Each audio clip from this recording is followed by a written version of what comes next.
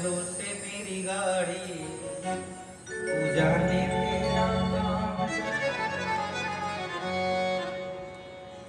नहीं मियाँ, जिस दिन अपनी गाड़ी के डोर को भगवान नारायण के हाथ में सौंप दो, पक्का वो गाड़ी जब चलाना शुरू कर देंगे तो कहीं कोई दिक्कत होने वाली। और जब तक हम स्वयं अपनी गाड़ी को चलाएंगे ना, एक्सीडेंट मैं कहता हूँ बार बार होता ही रहेगा। इसलिए सौंप दीजिए, समर्पण कर देना बहुत बड़ी बात है। महाराज सुखदेव स्वामी जी परीक्षित से कहते हैं, हे परीक्षित, बड़ा ध्यान से सुनना। इस कलिकाल में लोग जन्म तो लेंगे ब्राह्मण के यहाँ, ब्राह्मणों वाला आचरण नहीं रहेगा।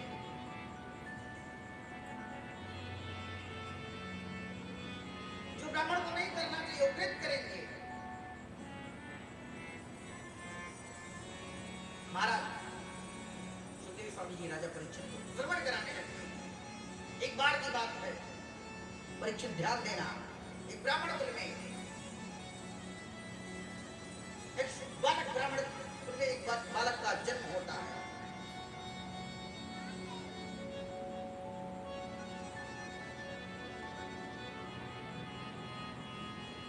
ब्राह्मण के जन्म जो होता है, पहले वो आचरण के साथ में, शुद्धता के साथ में रहता है, लेकिन संगत उसकी गड़बड़ हो गई। ध्यान देना मेरे मियाँ, संगत का बहुत बड़ा प्रभाव पड़ता है जीवन में। जैसा करोगे संग वैसी चढ़ेगी।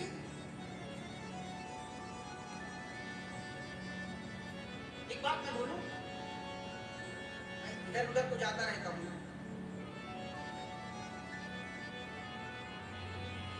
इस क्षेत्र के जो इधर क्षेत्र के यादव लोग भी हैं, किसी ब्राह्मण से कम नहीं है। वास्तव में हकीकत बात बता रहा हूं, मैं तो घूमता रहता हूं इधर उधर। तभी ठाकुर जी हमारे यदुवंशी के यहाँ बने हुए हैं भाई, तो संस्कार तो रहेगा ही रहेगा।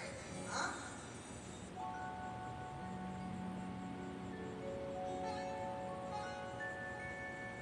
अभी कथा में है, देखिए यदुवंशियों का विनाश क्यों हुआ, कारण क्या हुआ?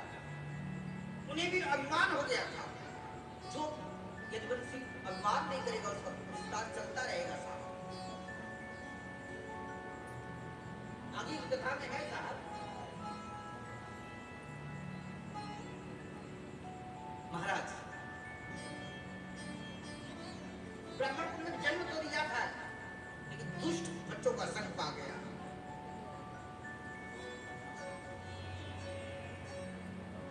संगत कर अच्छे लोगों की दवा मिल जाएगी सभी लोगों की। हाँ?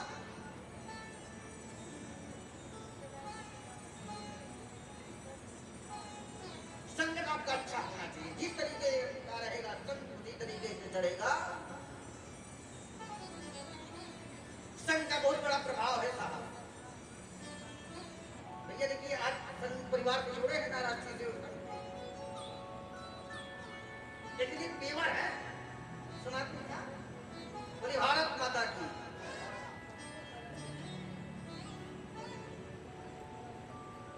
संघ परिवार जो है ना, हमेशा धर्म की बात करता है। उसके नियम के नियम में सनातन भरा हुआ है। क्या भरा हुआ है? इसलिए मैं कहता हूं, साथ किसका होना चाहिए? अच्छे लोगों का। किसका संग होना चाहिए? अच्छे लोगों का। अच्छाई तभी अंदर आपकी प्रवेश कर पाएगी। प्रयास करना कि अच्छे लोगों का संग करिए। दुष्ट संग ना दे विधाता, यानी दुष्टों की संग दे भगवान भी ना दे।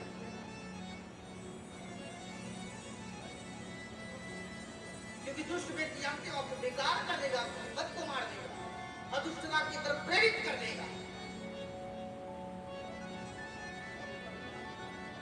अरे भैया, जिसके पास जो रहेगा वही तो देगा। अगर मान लो हमको कोई कुछ कह रहा है तो जो उसके पास है वही तो हमको कह पाएगा।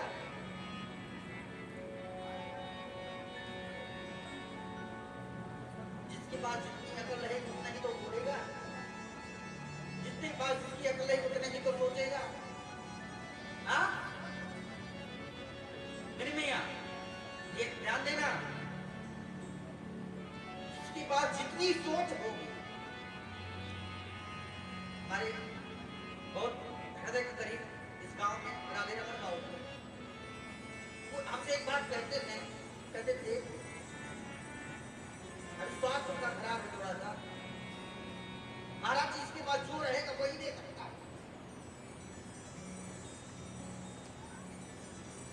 वो बात हकीकत भी है साहब। 99% 99% जिसके पास जो रहेगा साहब वही उसको उठा के दे सकता है। जिसके मुख में गाली रहेगा तो गाली देगा, जिसके मुख में अच्छे शब्द रहेंगे वो अच्छे शब्द देंगे, जिसके पास ज्ञान रहेगा वो ज्ञान की बातें देगा।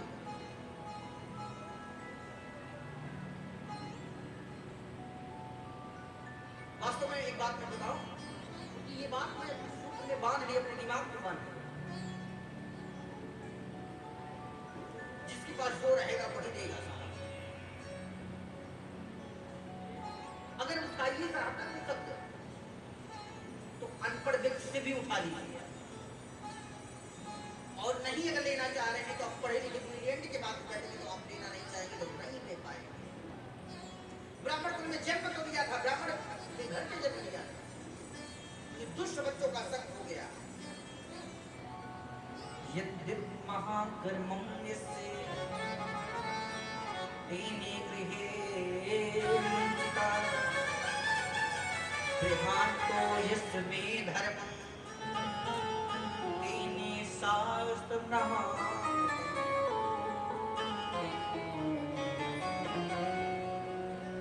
शास्त्र के सब तरफ नहीं मुड़ते, वो संसार की तरफ। ध्यान देना मेरे शब्दों पे, जो शास्त्र की तरफ नहीं मुड़ेगा वो संसार की तरफ मुड़ जाएगा तो उसकी पतन होना है।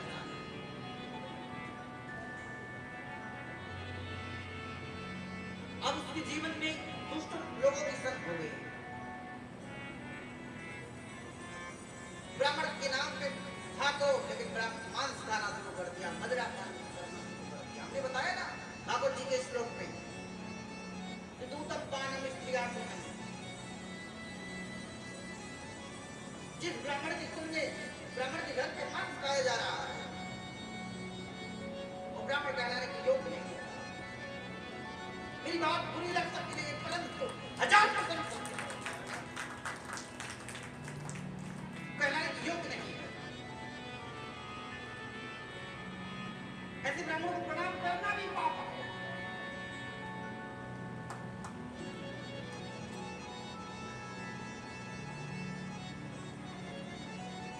जिस ब्राह्मण के यहाँ मदिरा पिया जा रहा है वो ब्राह्मण कहलाने की योग्य है क्या? हाँ? ब्राह्मण क्या था? दिशा और दशा को बदलने वाला था, आज स्वयं परिवर्तन कर रहा है। क्या दिशा दशा बदलेगा साहब?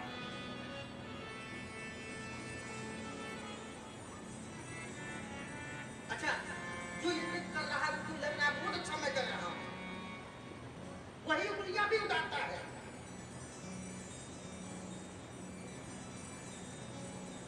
ना उसके लिए कोई मंगलवार है, ना कोई बुधवार है, ना इतवार है, ना शुक्रवार है, ना शनिवार है, ना आदित्य है। मैं कभी कभी देखता हूँ साहब, हृदय मेरा द्रवित हो जाता है। ब्राह्मणों के बच्चों को ठेके पे लाइन लगाते हुए,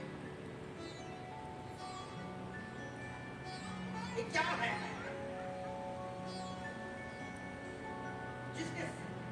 जिसके हाथ में शास्त्र होना चाहिए उसके हाथ में दारू हो रहा है। कैसे मेरी संस्कृति चल पाएगी?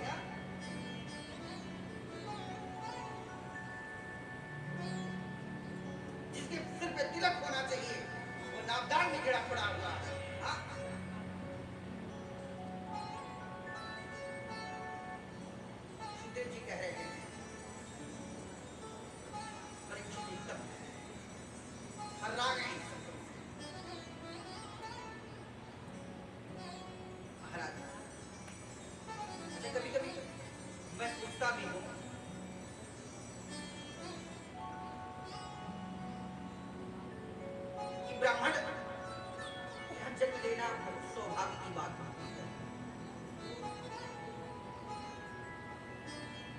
अगर आपने गलत कर दिया, गलत तरीके से रहा, तो जान लीजिए अगला जन्म बहुत गंदी जगह आपका जन्म होगा।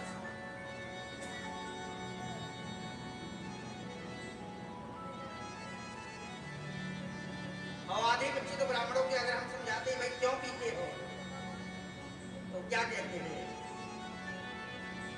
क्या कहते हैं साहब, मुझे पीने की शौक नहीं, पीता हूँ धन मिटाने को, मुझे पीने की शौक नहीं, पीता हूँ धन मिटाने को, नाम को उड़ाने को, पीता हूँ घर जलाने को। हाँ? अच्छा, उस व्यक्ति का घर रह जाएगा क्या जिसके बच्चे दारू पिएंगे बाहर? उसका घर रह नहीं जाएगा, खत्म हो जाएगा, संसार से चला जाएगा। इसलिए दारू पे नियंत्रण होना चाहिए।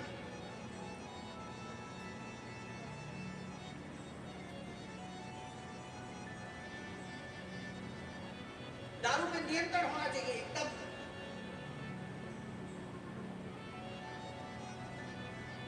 आपको मैं एक बात बोलूं भैया, दारू पीने वाला कभी अच्छा सोच नहीं सकता, चाहे वो अपने लिए हो या दूसरे के लिए भी हो।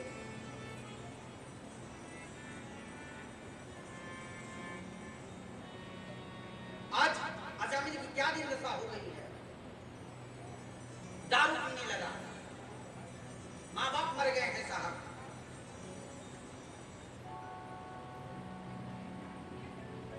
घर में क्या क्या है, एक गणिका को लेके आया है, बिठा दिया।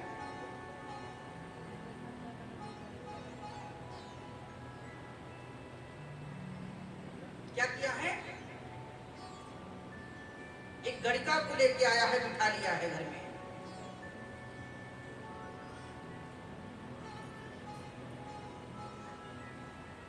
अब भैया ना उसके पास खाने की कोई व्यवस्था है, अब किसी को बिठा लोगे तो उसको खिलाना तो पड़ेगा ही पड़ेगा। अब किसी तरीके से वो चोरी करने लगा, बेईमानी करने लगा।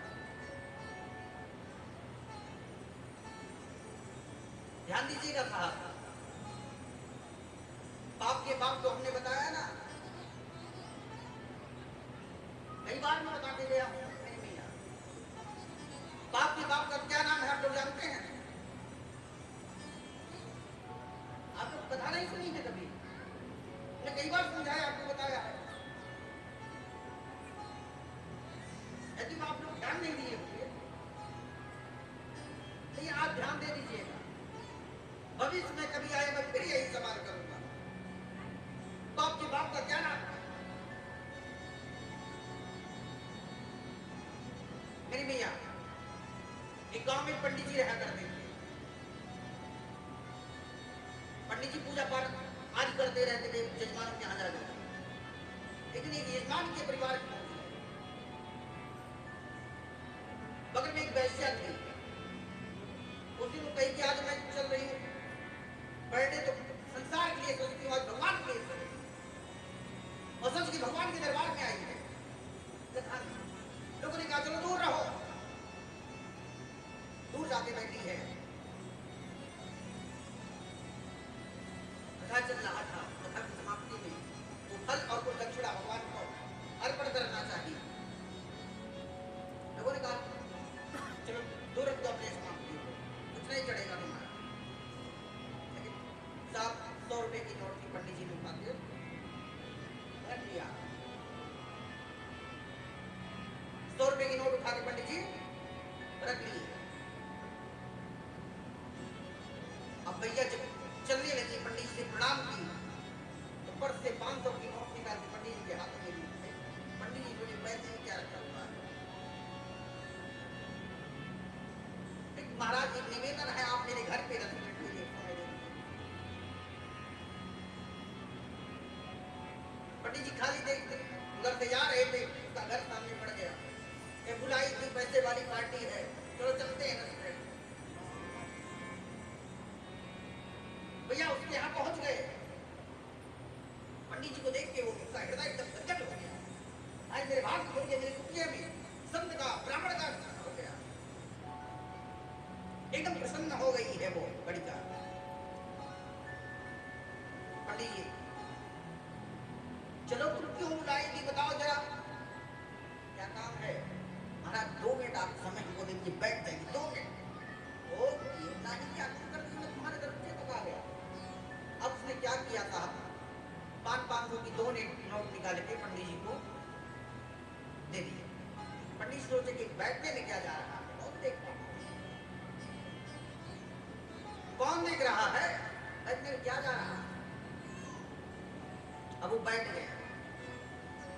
जल्दी बताओ क्या काम है। महाराज बस 2 मिनट का समय है, मेरे यहाँ से कुछ खा लीजिए आप। ये तो बिल्कुल नहीं हो सकता। अब भैया 2000 वाली नोट निकाल के पंडित जी को, अब किसने क्या जा रहा है भाई, कौन देख रहा है। 2000 की नोट देखते ही पंडित जी का नियम बदल गया। खाने में क्या दिक्कत है, अच्छा जल्दी से फल लेकर तुम्हारे का अनाज नहीं लेंगे। अनाज में दोष होता है, फल में थोड़ी का दोष होता है। अब भैया वो गई है, सेब को छीली है, लेके आई है। पंडित से गई है, पंडित जी महाराज मेरे हाथ से आप खा लीजिए, ये तो बिल्कुल नहीं हो सकता। अब उसने 10,000 की गड्डी निकाल के पंडित जी के आगे, एक जल्दी से खिला दो, कौन देख रहा है। तो देख अब भैया उस सेब का टुकड़ा पंडित जी के पास, उसके पास जो ही पंडित जी मुंह खोले और सेब का टुकड़ा नीचे गिरा के पंडित जी के गाल पे एक चटना है। पंडित जी समझ पाए पाप का बाप का क्या नाम है। आप लोग समझ पाए पंडित जी क्या है, क्या है पंडित जी लोग बोलिए क्या है भैया। पाप के बाप का नाम लोभ है। जब आपके जीवन में लोभ चढ़ जाएगा तो पाप होना दूर हो जाएगा।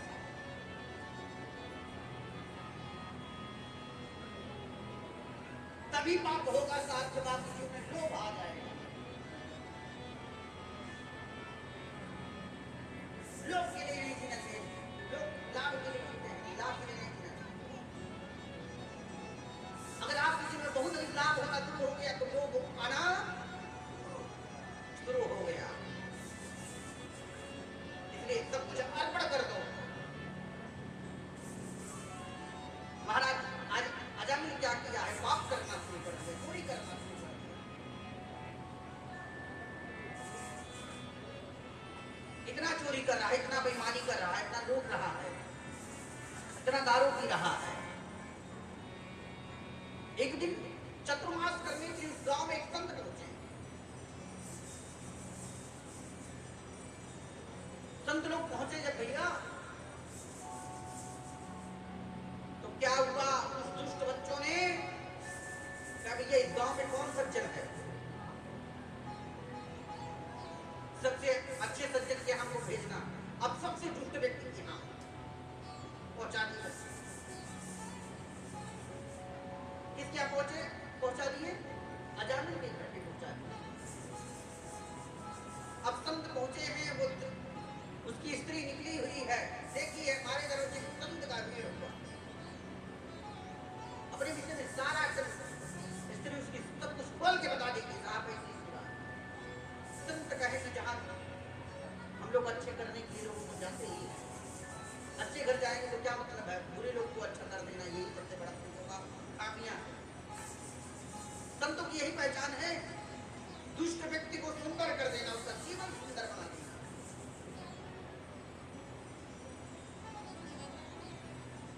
अब सब लोग उसके दरवाजे से नहीं गए हैं, वो क्या किए, घर से सामग्री लेके आइए, बाहर सब लोग प्रसाद बनाएंगे, रात भर बना के उसके बेड पे छिटा उसके नीचे आराम किए हैं। रात में 2 बजे रात में ये पी के दारू के नशे में आ रहा है, दरवाजे पे संत को देख रहा है, देख के डांटने लगा, ढाओ मेरे घर से कहाँ आ गए, कौन बुलाया तुम्हें। उसी समय उसकी पत्नी का नींद खुलता है, दौड़ के आती है, पकड़ती है, समझाने लगती है, संत है नहीं उसका होगा।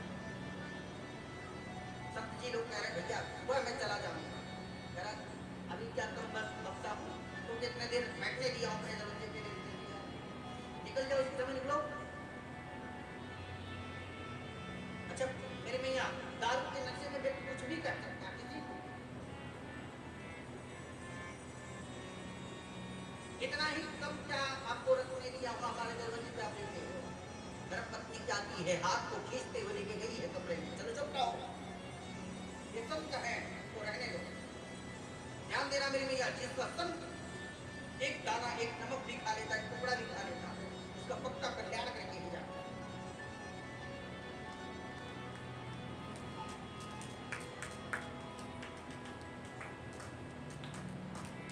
इसलिए इसलिए संतों को आजकल की पहले की महिला क्या करती थी, दान करती थी, अनाज का दान करती थी। आजकल के लोग सिक्का लेके देते थे।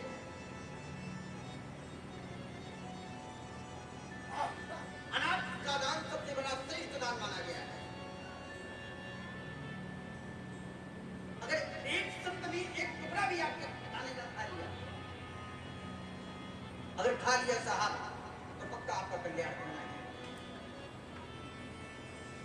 और ध्यान देना मेरे भैया, एक बात मैं बता दूं आपको, कोई सूत्र ध्यान देना। अगर आपने दान कर दिया फिर दिमाग मत लगाइए आप दान, और अगर आपने दिमाग लगा दिया उस दान पर, फिर वो गलत हो जाएगा।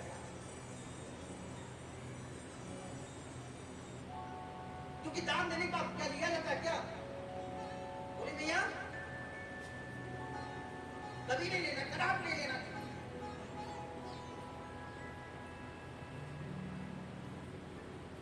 आपने मान लो भिक्षा में एक पाव चावल दान कर दिया, कितना?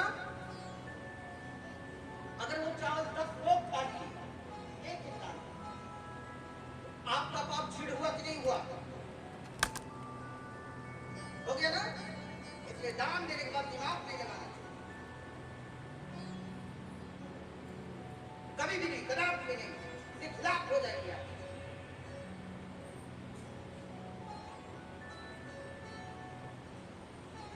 एक बात मैं और भी बता दूं, यहाँ दिल लगा दिया जाता, वहां दिमाग नहीं लगाया जाता साहब। इस परिवार में मैं बताऊं, पांडे से मेरा दिल लगा हुआ, दिमाग बिल्कुल नहीं लगा था।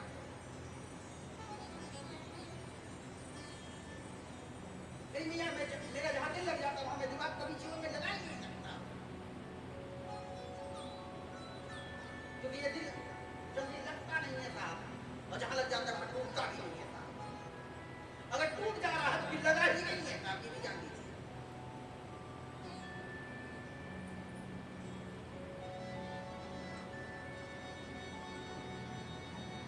इस बात को आपको गंभीरता से समझिएगा।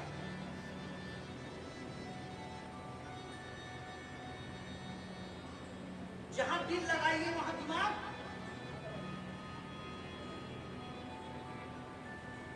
और जहां दिमाग लगा दिए वहां दिल लगने वाला।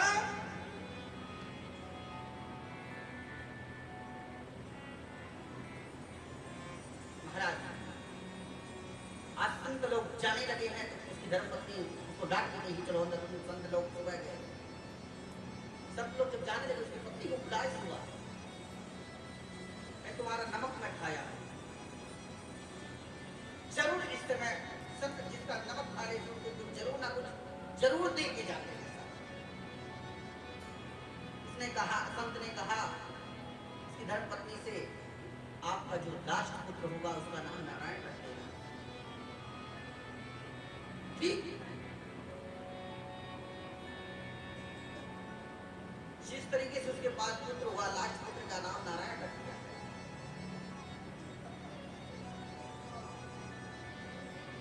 नारायण रखने की वजह से भैया धीरे धीरे इसकी आयु क्षीण होने लगी, कम होने लगा, और उसको इतना प्रेम हो गया अपने लास्ट के पुत्र से, नारायण नारायण हर पल हर क्षण जपता रहता है, बुलाता रहता है।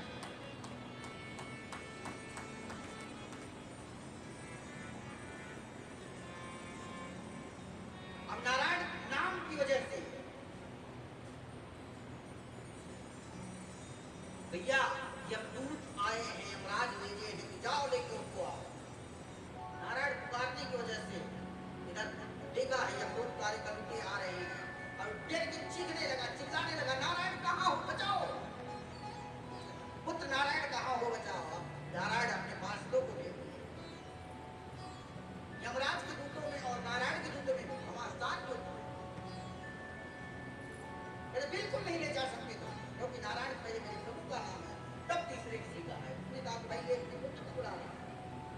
नहीं, ऐसा नहीं हो सकता। पहले मेरे परम पिता परमेश्वर का नाम नारायण है, तब इस संसार के लोगों का नाम नारायण है। नहीं ले जाने पाए। यमराज के दूत लौट के जब कहने के यमपुरी में कहने लगे, बताने लगे सारी बातें, कहीं कि वो वहां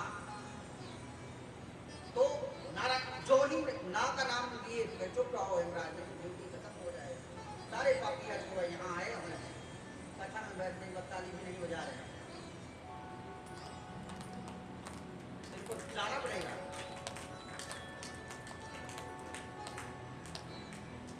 तुम्हें समझाने के लिए बुलाऊंगे भैया, जहां भी जाइए समझ में अगर बात आए अवश्य ताली बजाना। महाराज चुप रहो, नारायण का नाम ले लोगे तो यहाँ सारी ड्यूटी खत्म हो जाएगी। कोई पापी रह नहीं जाएगा जिसके नाम कान में नाम नारायण का आ जाएगा, वो तो तर जाएगा। हा? राम कहने से तर जाएगा, राम कहने से तर जाएगा,